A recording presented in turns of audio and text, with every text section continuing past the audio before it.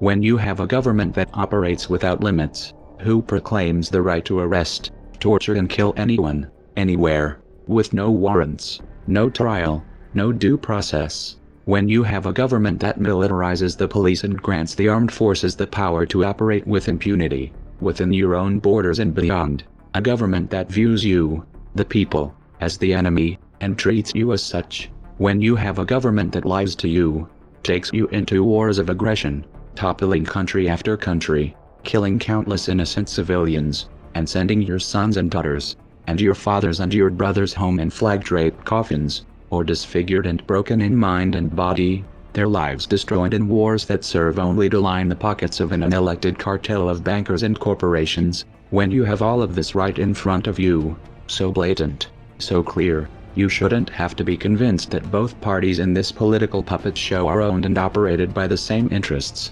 And you shouldn't have to be convinced that these overrated corporate popularity contests that some call elections are distractions that will achieve nothing. And with this understood, you shouldn't have to be convinced that the system you are living under must be brought to a halt. These are obvious conclusions for those who have been paying attention, so we won't try to convince you here. This video focuses solely on how to bring that system to a halt. Think of it as an instruction manual for a revolution. There are those who will be taken aback when you start using the word revolution. Revolution, the act of revolting, and overturning the current power structure is an extreme measure, one that should be handled with extreme caution, and in most cases they should be avoided. Revolutions are dangerous in every sense of the word, and it is difficult if not impossible to predict their outcome, but there are times when allowing those in control to stay in control is even more dangerous. Right now the question you need to ask yourself is this: are we at that point yet? Can the current system be reformed? Revolutions begin with a no, and they end with a yes.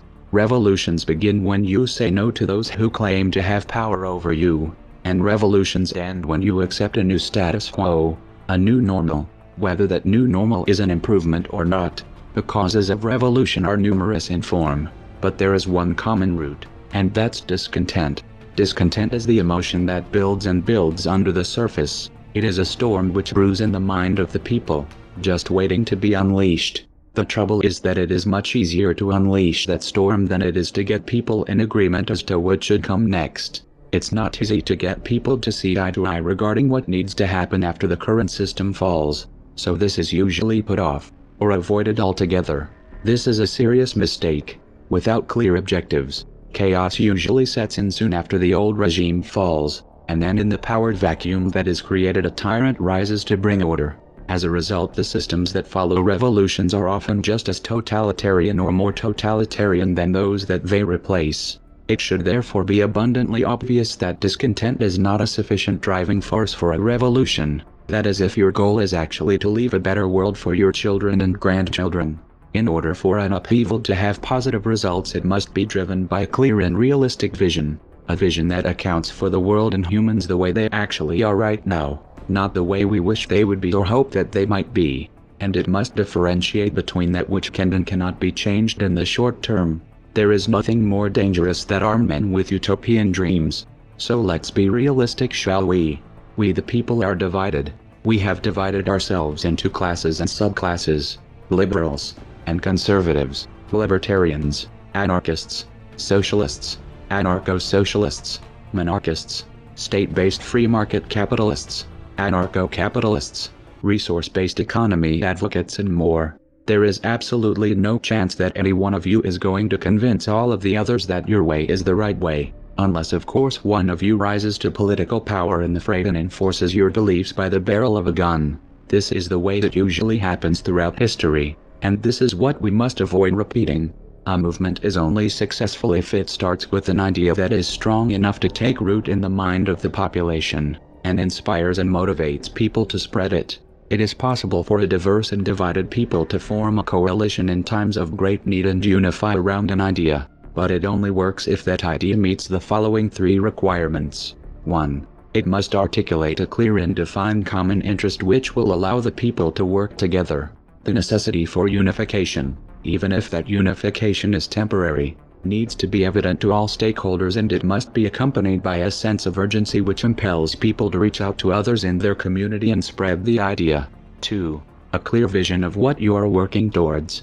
What are you going to replace the current system with? Ironing out the fine details isn't actually productive. What's needed is a broad and abstract vision based on principles. In human societies, extreme and abrupt changes are usually destructive. All efforts must be made to retain social stability, and this means steering clear of any sort of utopian fantasies. The time to rewire humanity is not during a period crisis. Historically, such attempts usually end in tragedy. 3. A plan of action and a clear understanding of the rules of engagement. We'll refer to these three elements collectively as the conscious revolution paradigm. You don't have to get mystical about it. It just means think before you act. Let's start with the common interest. Establishing our common interest is easy if you are informed. And if the people around you aren't informed, then your job is clear. Inform them. Whether you consider yourself liberal or conservative, or none of the above, the bankers and corporations which hold the puppet strings of the state have placed us all on a path that leads to complete and total destruction. Our common interest is the world we are leaving our children.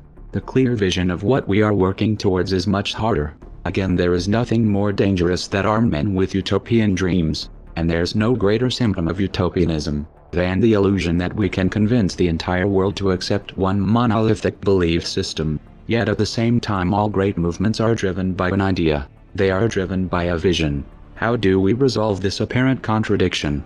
How do we find a common vision without falling for the naive fantasy that we can unify all worldviews? The answer is actually pretty simple, and that's a good thing, because only very simple ideas can be transmitted from person to person without breaking down.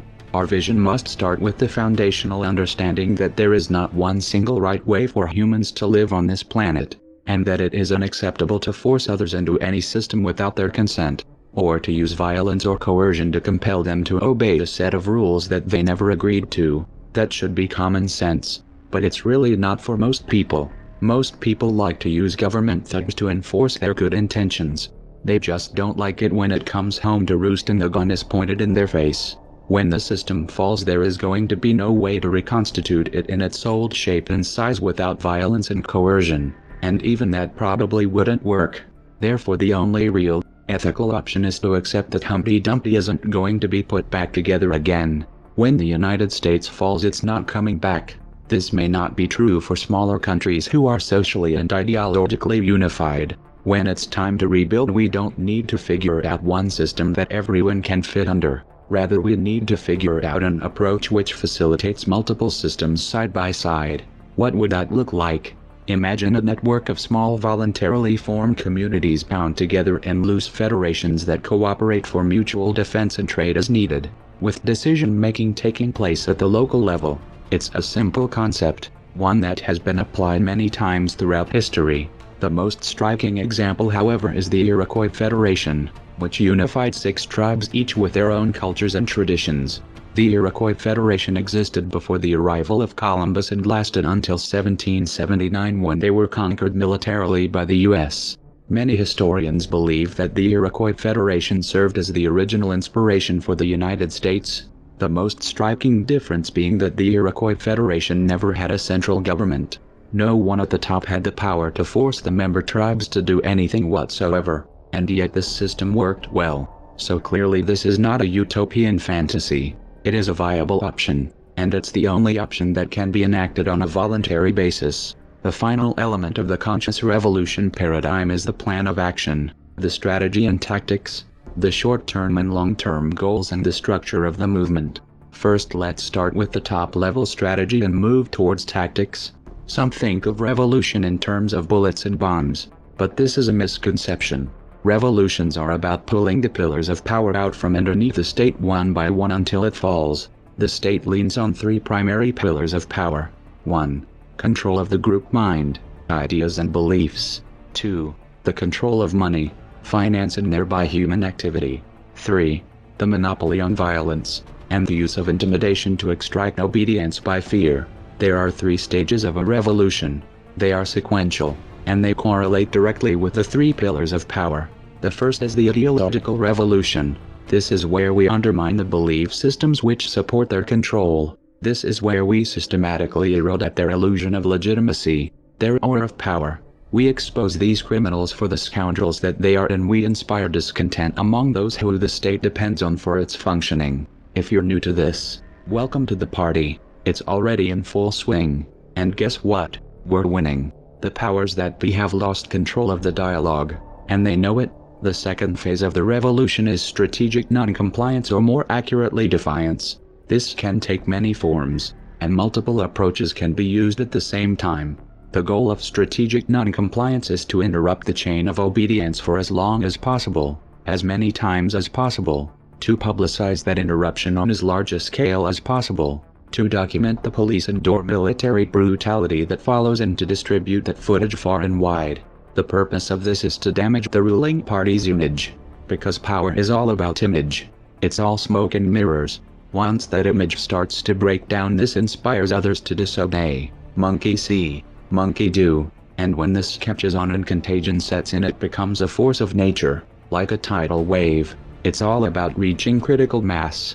What's crucial to understand here is that revolutions are almost entirely psychological in nature.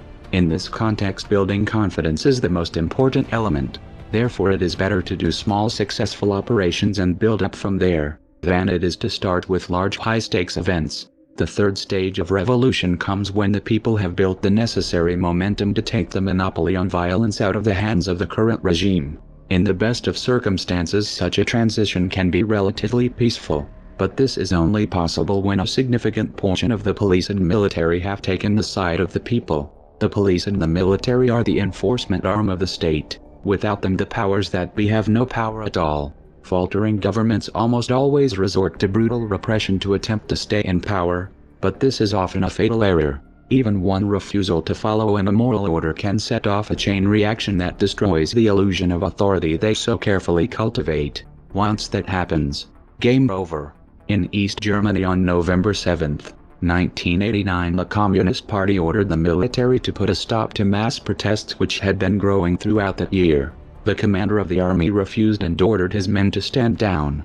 This sent a clear message that the Communist Party was no longer in control. This realization spread rapidly through the population and communism fell. Now, since this is such a crucial element in the equation, it's not something that should be left up to chance. Every effort needs to be made to right now reach out to the police and military, to help them wake up to what's going on and to let them know that the people will support them if they break the chain of command.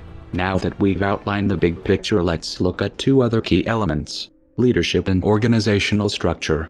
Our current system relies on a hierarchical chain of command, a social pyramid which allows a small handful of individuals to control everyone else. In sociology, this is referred to as vertical collectivism. If our long-term vision is not compatible with such a structure, it would be foolish to build a resistance movement which copies it. The ends don't justify the means. The means will determine the end result. So if we want a decentralized, non-hierarchical federation of autonomous communities to replace the current system, the movement must be decentralized and non-hierarchical as well. This doesn't mean that there is no place for leadership. To the contrary, leadership is essential. The distinction needs to be made between leaders and rulers. Leaders walk ahead of the crowd. Rulers place themselves above the crowd. What is needed is a vast network of leaders, independently motivated and capable of thinking for themselves, working to organize groups both locally in the real world and online, unified not by obedience to a single leader, but unified by an idea. Now, while this approach does present challenges logistically, it has the advantage of making it virtually impossible to destroy the organization merely by getting rid of 1 or 2 leaders. A distributed organization structure is much more resilient. So where are these leaders? Well, don't wait for them to appear.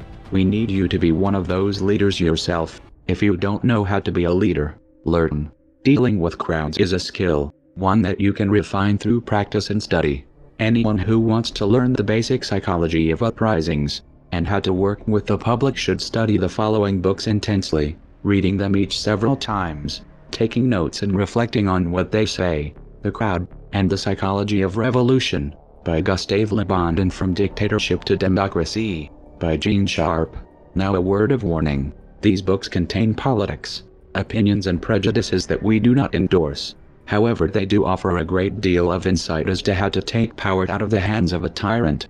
Leadership takes many forms and can mean many things depending on the situation. However, the primary job of leaders is to inspire people to take action, to organize people into groups so that they can be more effective than isolated individuals, and to train others to do the same.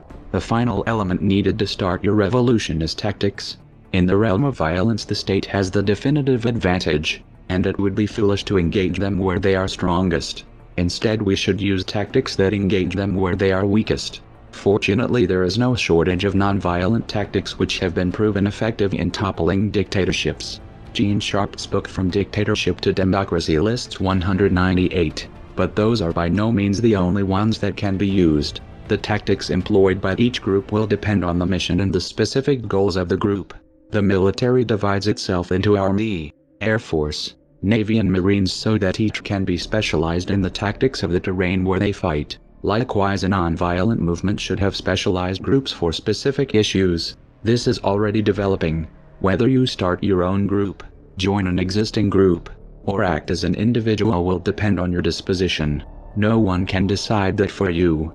The most important thing is to take the first step and to start doing something, anything. Take action and break the inertia of passivity. This is how you take back your power, 1 millimeter at a time. We are anonymous.